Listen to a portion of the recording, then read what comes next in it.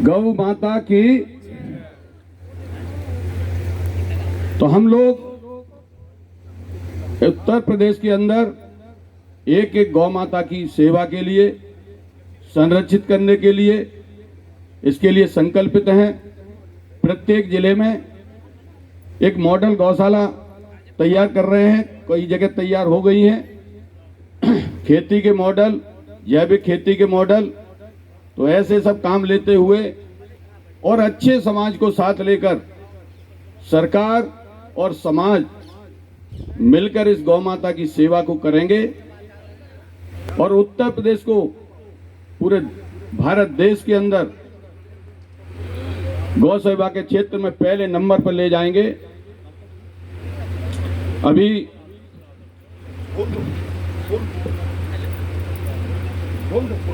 बड़े खुशी का विषय है कि अपने इसी जनपद के अंदर फरह के पास में परखम स्थान है, दुनिया का सबसे बड़ा गौ विज्ञान रिसर्च केंद्र जो यहाँ निर्मित हुआ है। राष्ट्रीय स्वयंसेवक संघ के द्वारा ये 200 करोड़ का प्रोजेक्ट तैयार हो रहा है। वहाँ गाय के खुर से लेकर और गाय के पसीने तक, बाल तक उसकी रिसर्च होगी और ये अपने मथुरा जिले का बहुत एक सौभाग्य की बात है। पूरी दुनिया के अंदर सबसे बड़ा ये प्रशिक्षण केंद्र बनने जा रहा है। अब मैं इस विषय को, क्योंकि यहाँ पूज्य दीदी भी आ गई, दीदी माँ भी आ गई हैं, हमारे माननीय मंत्री जी भी बैठे हुए हैं, मैं अपनी बात को यहीं विराम देता हूँ। गौ माता की।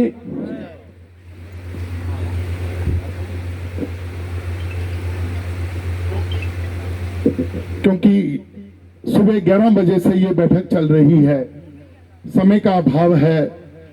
अब मैं सीधा, क्योंकि जब सामने समुंदर बैठा हो तो कुओं को और छोटी नदियों को देखना उसकी मर्यादा के अनुकूल नहीं।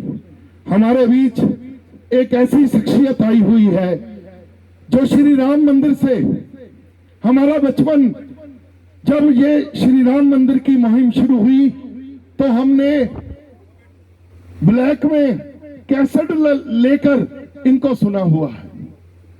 हमारा बचपन इनको सुनकर बड़ा हुआ है और आज जन किया मैं आपको बता नहीं सकता। ये ऐसी विभूति है, अगर गौ माता की सेवा के लिए बोले तो आपकी आंखों से अश्रु ना आए तो वो शब्द नहीं होंगे। ये ऐसी विभूति है जिसको परमात्मा ने सेवा के लिए बनाया है, पुरुषार्थ के लिए बनाया है और हिंदुत्व के लिए बनाया है। ये किसी और चीज के लिए नहीं बनी।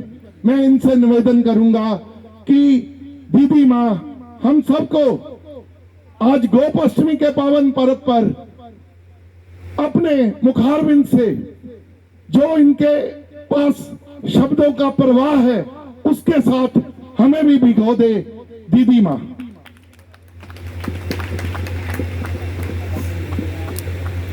ओम।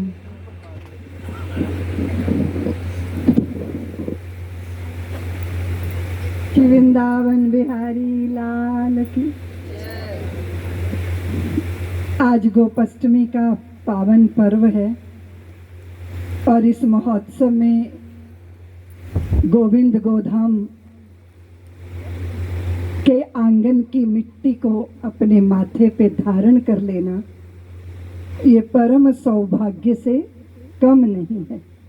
मैं मंच पर जो संत महापुरुष बैठे हैं उनके चरणों में प्रणाम करती हूँ और जिन पर जिम्मेदारी आई है माननीय श्री धर्मपाल सिंह जी जो पशुपालन एवं दुग्ध विकास मंत्री हैं उत्तर प्रदेश सरकार के, उनकी उपस्थिति से बहुत आशा रखती हूँ कि हम सब सनातनियों का चित्त जो व्याकुल होता है गौ माता की दुर्दशा देखकर, वहां कहीं हमें त्राण मिले, हमें तृप्ति मिले।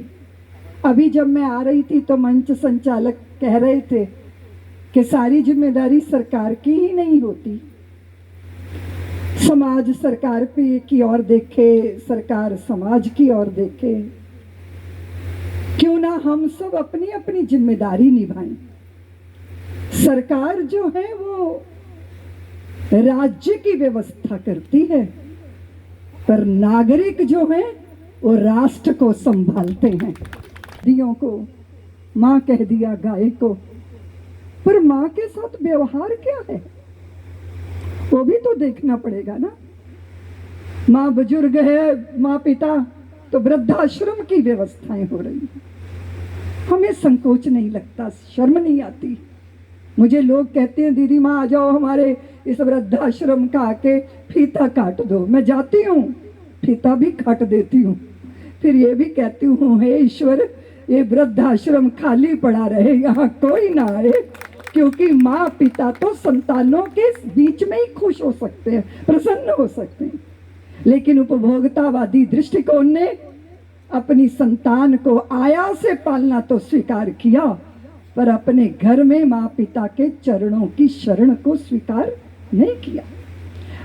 आप अंदाजा लगाइए, एक ऐसी फोटो जिसमें मैं, मेरे पति, मेरे संतान, मेरे माँ पिता, मेरी दादी, मेरे दादा, फिर युग बदल गया। फिर उस फोटो को देखो, पति पत्नी है, संतान है और दादा दादी है। फिर और युग बदला, पति पत्नी है और 2 संतान हैं। फिर और युग बदला, पति पत्नी है, एक ही संतान है। अब और युग बदल गया, पति पत्नी है और बीच में कुत्ता बैठा है, संतान नहीं है। ये पतन की कहानी है, ये सनातनियों के पतन की कहानी है।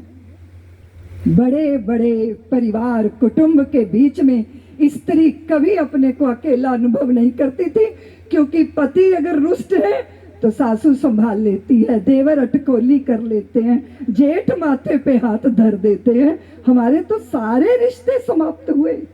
जब माँ पिता बोझ लगने लगे तो गौ माता कहाँ की, वो कैसे आंगन में हो सकती है। वो हृदय से गई, आंगन से चली गई। उसका दुष्परिणाम ये हुआ कि या तो गौशालाएं गौ माताओं को संभाले। अब हजारों गईए, उनको गौशाला। अभी देखिए ये ट्रस्ट कितने अच्छे से की वे विभूति हैं, कितने सारे यहाँ ट्रस्टीगण हैं, राजेश जी हैं, सतीश गुप्ता हैं, संजीव सूद जी हैं, और भी बहुत सारे नाम होंगे जो वहां से चलकर आए हैं। लेकिन कितना सुंदर हो कि हर किसान के खूंटे पे गाय हो, हर सनातनी के घर में गाय हो। ये व्यवस्था वैसी होती है जैसे वृद्धों को वृद्धाश्रम में इकट्ठा कर दो, ऐसे गौओं को गौशाला में इकट्ठा कर दो। समाधान नहीं होगा, समाधान इसी में है कि प्रत्येक सनातनी एक एक घर में गौ माता का पालन करे, सेवा करे, उनके चरणों की रज माथे पे धारण करे, तो अवसाद और डिप्रेशन की दवाइयां खानी नहीं पड़ेंगी। वे माँ है, वे संभालती है। गुलाब यती जी महाराज धर्मपाल जी एक ऐसे महापुरुष राजस्थान में हुए, उन्होंने मुझे कहा दीदी माँ आ जाओ, मेरे पास आ जाओ। वृद्ध हो गए थे, बोले ये मेरे पास पारद के शिवलिंग है, वो मुझे आपको देने हैं, आप ही को देने हैं। मेरे पास एक मुखी रुद्राक्ष की बड़ी लंबी माला है, मुझे आप ही को देनी है। और दीदी माँ मेरी गऊओं के पास चलो। मैं गौशाला में गई, वो बड़े वृद्ध, उन्होंने गाय को पुकारा, ललिता, राधा, सुखदा, मोक्षदा, देखो तो दीदी माँ आई है, स्वागत तो कर लो। और वो गैयों के थनों से दूध की धाराएं बहने लगी थी। उसके साथ कनाडा का बॉर्डर था। हम सब ने सोचा कि चलो जगन्नाथ धाम की स्थापना अमेरिका कनाडा के बॉर्डर पर करेंगे। सारे अमेरिका के भक्त एक जगह इकट्ठे हो गए। प्रातः 3:30 बजे मैं भ्रमण कर रही हूँ सड़क पर, खेतों में, गले में कंठी बांधे तुलसी की। एक अंग्रेज गोरा मेरे पास आया, बोले दीदी माँ मेरी गौशाला में चलो, मेरी गौ। मैंने कहा मेरा नित्य कर्म छूट जाएगा। नहीं नहीं आपको चलना ही पड़ेगा। बलपूर्वक वो अपनी गौशाला में लेकर गए। रास्ते में बताया कि यहाँ घर में गाय पालने का अधिकार नहीं था, मैंने वो शहर छोड़ दिया, मैंने वो काउंटी छोड़ दी, मैंने वो जिला के जैसे ही मैंने गुनगुनाया श्री कृष्ण गोविंद हरे मुरारे हे नाथ नारायण वासुदेवा, मुझे थनों को हाथ नहीं लगाना पड़ा, दूध की धारा बहने लगी, पूरा डिब्बा दूध में भर गया।